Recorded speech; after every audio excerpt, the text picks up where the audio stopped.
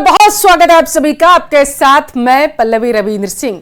लोकसभा में आज दूसरे दिन एआईएमआईएम प्रमुख और सांसद असदुद्दीन ओवैसी ने शपथ ग्रहण के बाद जय फिलिस्तीन का नारा लगाया।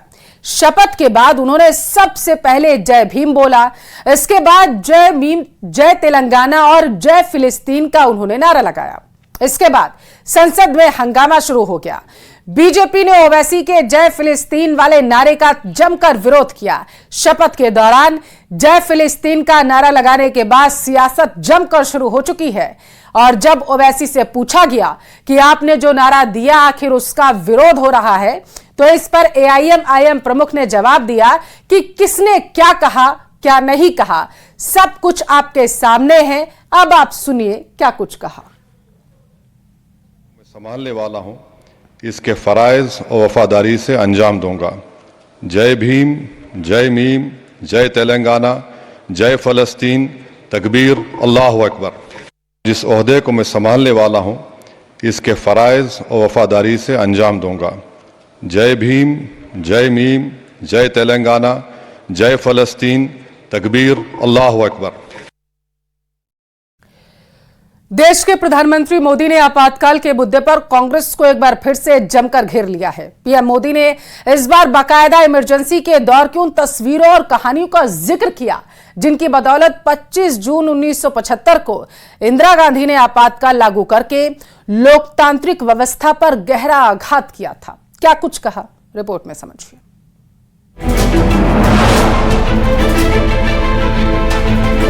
25 जून को भारत के लोकतंत्र में जो काला धब्बा लगा था, उसके 50 वर्ष हो रहे हैं। भारत की नई पीढ़ी इस बात को कभी नहीं भूलेगी कि भारत के संविधान को पूरी तरह नकार दिया गया था।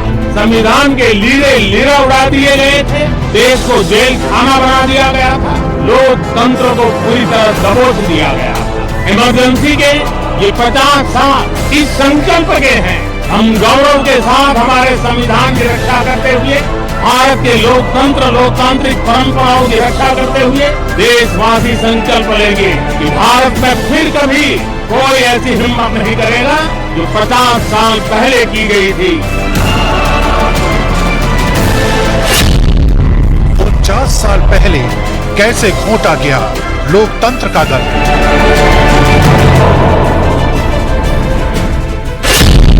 सरकार के खिलाफ असंतोष की आम लोगों को कैसे मिली सजा।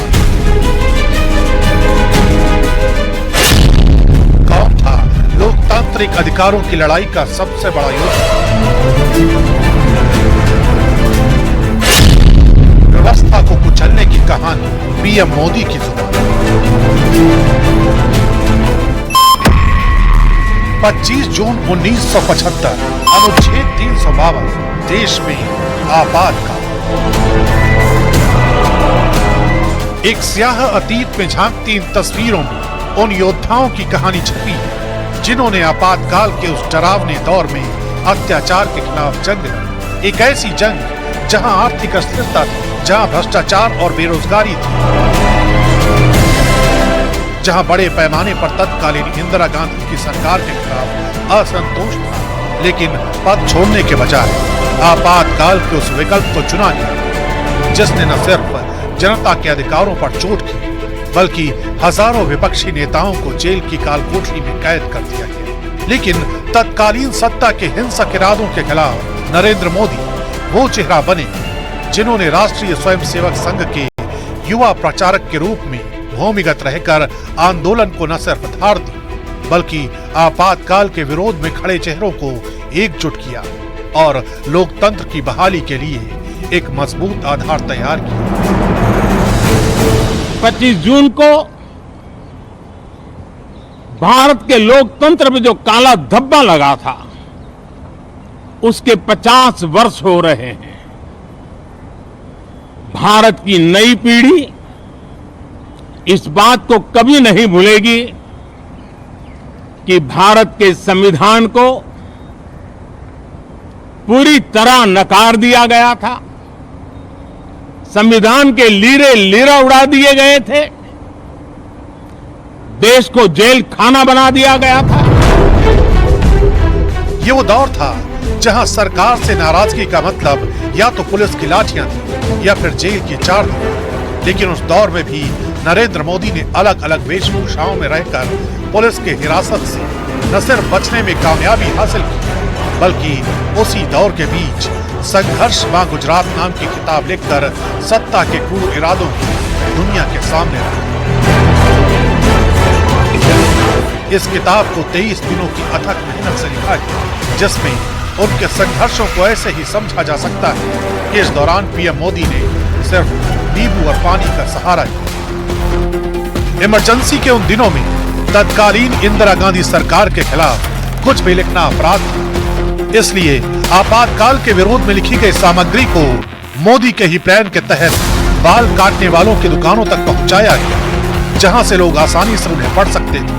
साथ ही ये भी तय किया गया कि जो कुछ भी लिखा गया है उसे संतों, उपदेशकों और पुजारियों के जरिए ग्रामीण इलाकों तक पहुंचाया जाए, ताकि देश के कोने कोने में आपातकाल के खिलाफ अलग को जगाया जा सके। इतना ही नहीं, इस दौरान नरेंद्र मोदी ने संविधान की प्रतियों को भी लोगों तक पहुंचाया और इमरजेंसी के उन 21 महीनों में लोगों को उनके अधिकारों के प्रति जागरूक किया, जिसका असर व्यापक पैमाने पर पूरे देश में देखा गया।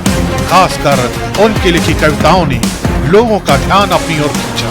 जब कर्तव्य ने पुकारा तो कदम कदम बढ़ गए, जब गूंज उठा नारा भारत माँ की जय, तब जीवन का मोह छोड़ प्राण पुष्प चढ़ गए, कदम कदम बढ़ गए।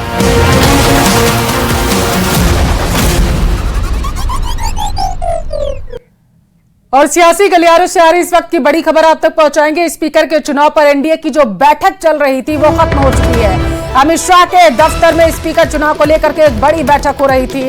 अर्जुन सिंह मेघवाल, प्रहलाद जोशी मौजूद रहे हैं बैठक में और इसी के साथ किरेन रिजिजू, धर्मेंद्र प्रधान भी बैठक में मौजूद थे। भूपेंद्र यादव, गजेंद्र सिंह शेखावत भी बैठक में शामिल हुए थे। बीजेपी ने अपने सांसदों को व्हिप जारी कर दिया है। ओम बिरला को वाईएसआरसीपी का समर्थन मिल चुका है। लोकसभा में 4 सांसद हैं इसके। स्पीकर चुनाव में एनडीए का साथ देगी जगन की पार्टी। तो इस वक्त की बड़ी खबर आपको टेलीविजन स्क्रीन पर।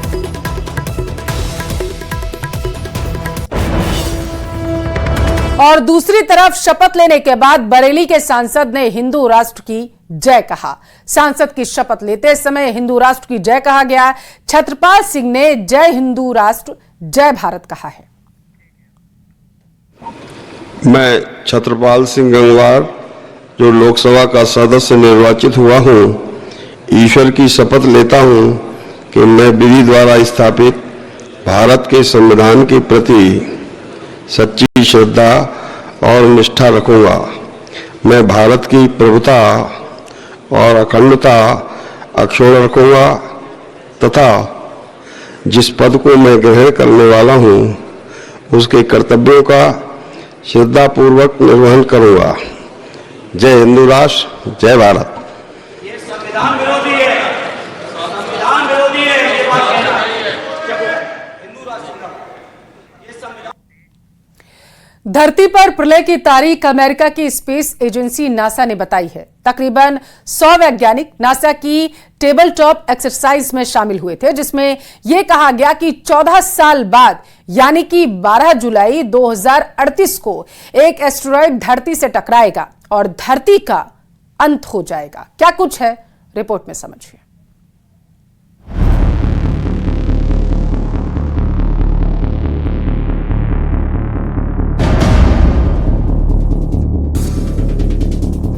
आखिर कब और कैसे होगा धरती का अंत? ये सवाल सदियों से पूछा जा रहा है। भविष्यवक्ताओं से लेकर वैज्ञानिक तक जाने कब से इसका जवाब ढूंढने में लगे हैं। कोई कहता है जब धरती का चुंबकीय क्षेत्र खत्म होगा तब होगा अंत, तो कोई कहता है कि जब सूरज चमकना बंद कर देगा तब आएगी तबाही। कोई परमाणु युद्ध के खतरे की बात कहता है। धरती का अंत कैसे होगा, इस पर कई थियरीज दी जाती है, लेकिन अब तारीख भी आ गई है और ये भी पता चल गया है कि तबाही कैसे आएगी। 12 जुलाई 2038 ये वो तारीख है जब प्लैनेट अर्थ का नामो निशान मिट जाएगा। ये दावा खुद नासा ने किया है। जी हाँ, नासा ने बताई है धरती के अंत की तारीख। ये वो तारीख है जब धरती पर आएगी प्रलय, जब मिट जाएगा प्लैनेट अर्थ। ये वो तारीख है जब तारीख से मिट जाएगा धरती का नाम। अमेरिका की स्पेस एजेंसी नासा ने काल्पनिक टेबल टॉप एक्सरसाइज की रिपोर्ट में बताया है कि एक खतरनाक एस्टेरॉयड धरती से टकराने वाला है और इस बार हम इसके लिए तैयार नहीं हैं। इस एस्टेरॉयड के टकराने की संभावना 72% है। हालांकि निकट भविष्य में ऐसा कोई एस्टेरॉयड नहीं है जिसकी पहचान की गई हो, लेकिन आने वाले 14 सालों में ये अनजाना एस्टेरॉयड टकरा सकता है।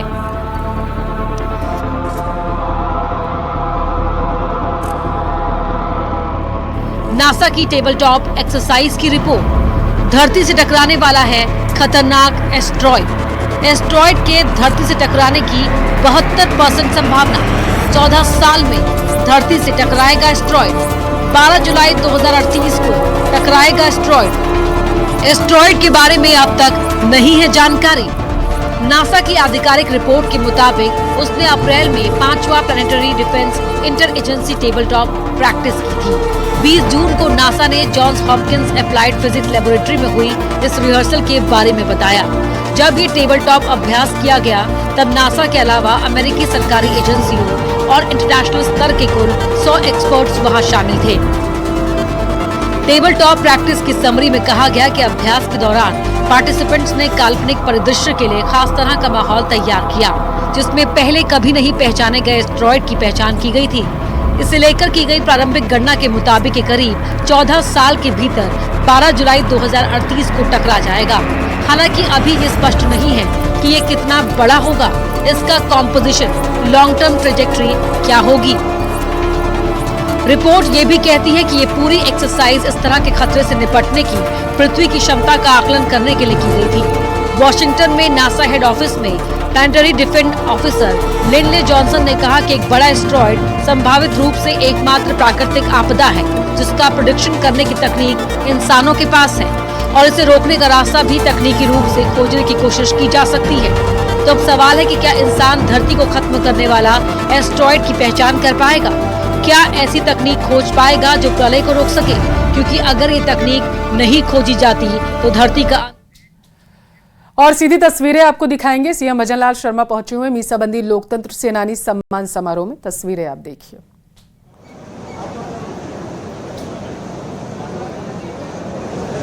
तो जयपुर से ये सीधी तस्वीरें आपके टेलीविजन स्क्रीन पर, जहां पर सूबे के मुखिया सीएम भजनलाल शर्मा को आप मंच पर देख पा रहे हैं और उनके साथ तमाम बीजेपी के दिग्गज नेता जो हैं वो मौजूद हैं।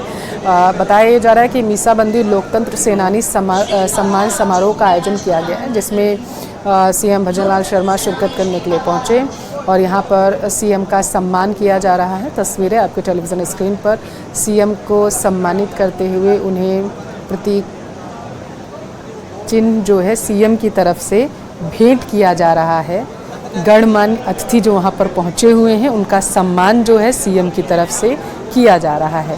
पटका पहना करके साफा पहनाया गया सीएम की तरफ से। आप देख पा रहे हैं अपने टेलीविज़न स्क्रीन पर, सूबे के मुखिया सीएम भजनलाल शर्मा सम्मान करते हुए नज़र आ रहे हैं जो गणमान्य अतिथि वहाँ पर पहुँचे हुए हैं। तो ये सीधी तस्वीर है आपके टेलीविज़न स्क्रीन पर, जहाँ पर सूबे के मुखिया सीएम भजनलाल शर्मा आपको हंसते हुए नजर आ रहे हैं, चेहरे पर एक मुस्कान लेते। सबसे यही सीएम की खासियत है कि जब भी वो किसी से मिलते हैं तो बेहद ही मुस्कुराकर सबका सम्मान करते हैं और यही उनको बाकी लोगों से अलग करती है। और यही वजह है कि सियासी गलियारों में सीएम के इस व्यवहार की तारीफ भी जमकर होती है। तस्वीरें देखिए किस तरीके से एक एक व्यक्ति से सीएम भजनलाल शर्मा मुस्कुराकर उनका हाथ जोड़कर अभिनंदन कर रहे हैं, उनको सम्मानित कर रहे हैं। जो लोकतंत्र सेनानी वहां पर पहुंचे हुए हैं उनका सम्मान करते हुए CM Bhajanlal Sharma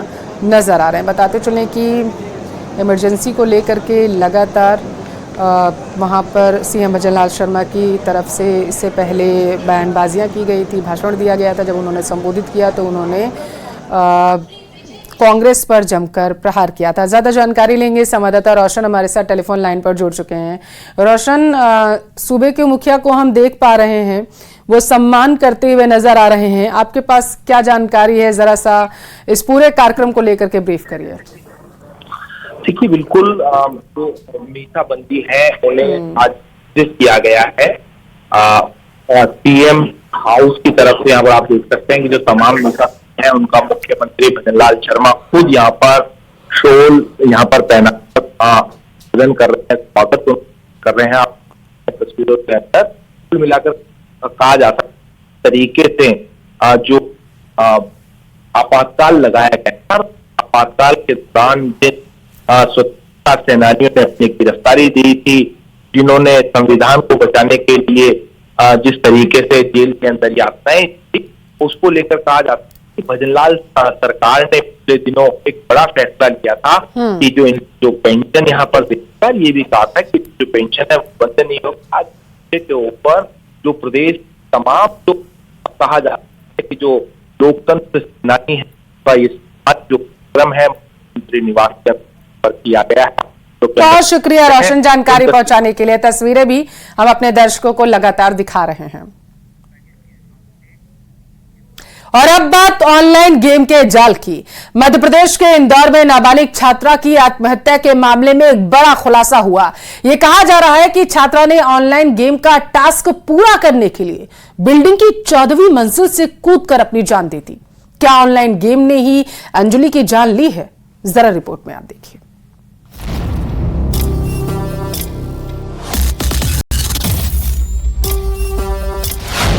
online game का जाल फिर बना है काल।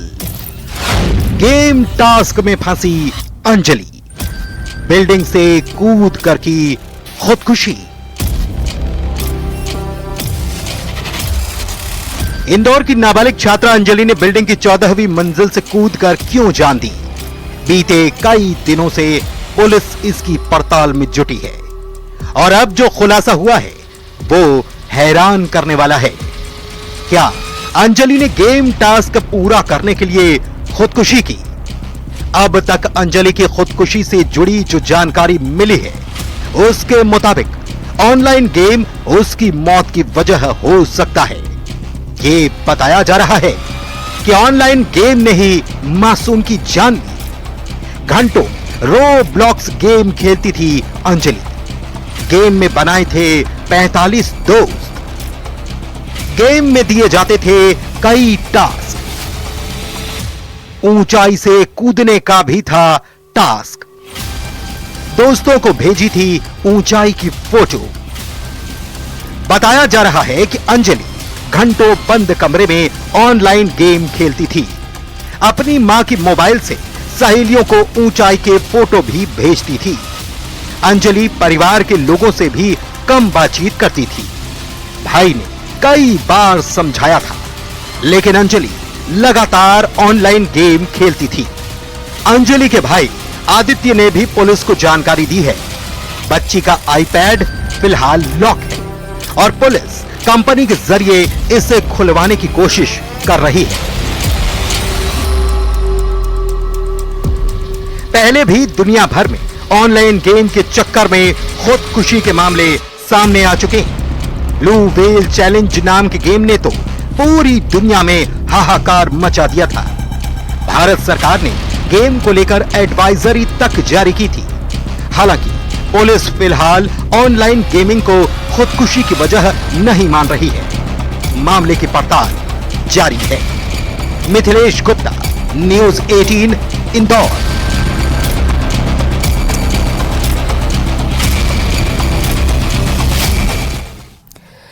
कल भारत के हाथों कंगारुओं को मिली हार और आज अफगान की जीत। ऑस्ट्रेलिया के खिलाड़ियों को कई रातें सोने नहीं देगी। बेचैन रहेंगे, सोचते रहेंगे कि आखिर कैसे हो गया। अभी तो कुछ ही महीने पहले वनडे की चैंपियन बनी थी, फिर कहां आखिर चूक हो गई। दरअसल अफगान की टीम T20 विश्व कप के अपने पहले मैच से यह दिखा दिया था कि इस बार कुछ ऐसा होगा जिसके बारे में शायद किसी ने सोचा हुआ हो वो भी नहीं हो सकता। रिपोर्ट में देखिए।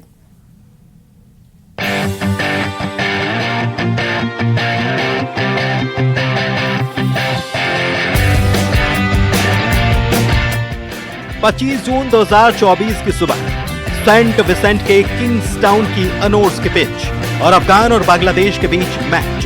जैसे ही नवीन उल हक ने 18वें ओवर की 5वीं गेंद फेंकी, जीत की पटकथाल लिख दी गई।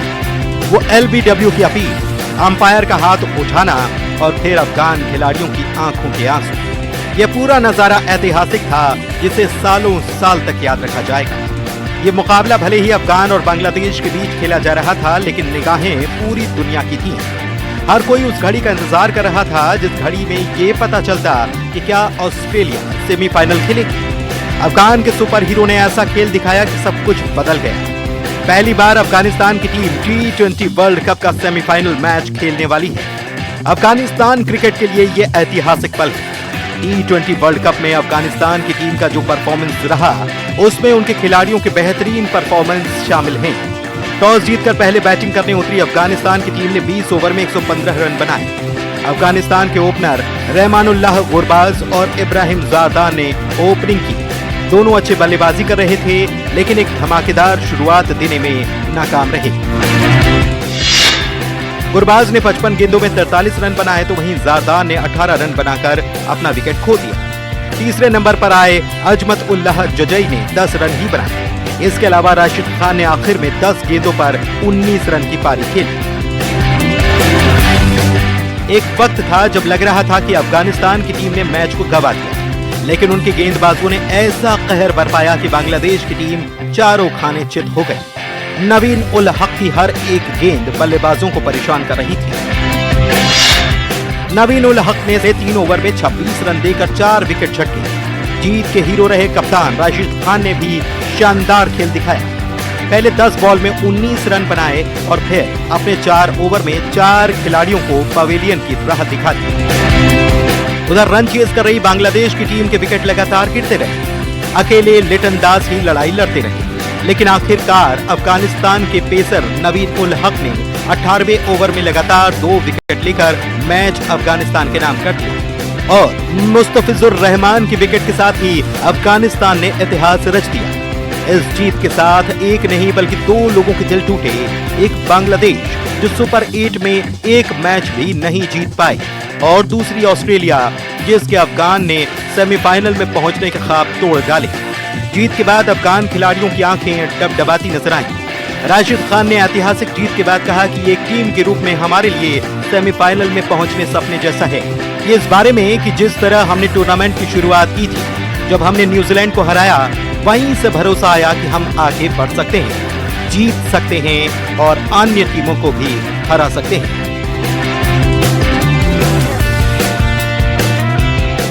Bureau report, news 18।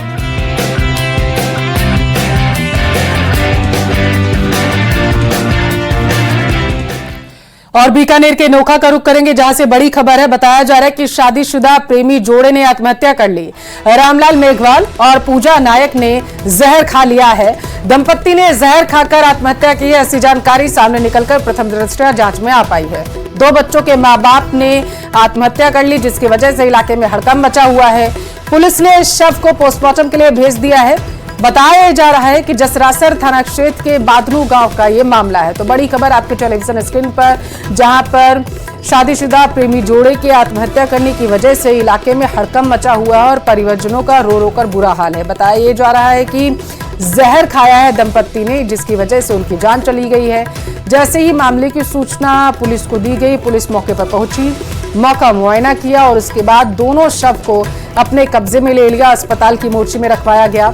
अस्पताल पहुंचाकर जो शव थे उनका पोस्टमार्टम करा करके पुलिस रिपोर्ट दर्ज कर आगे की जांच करेगी।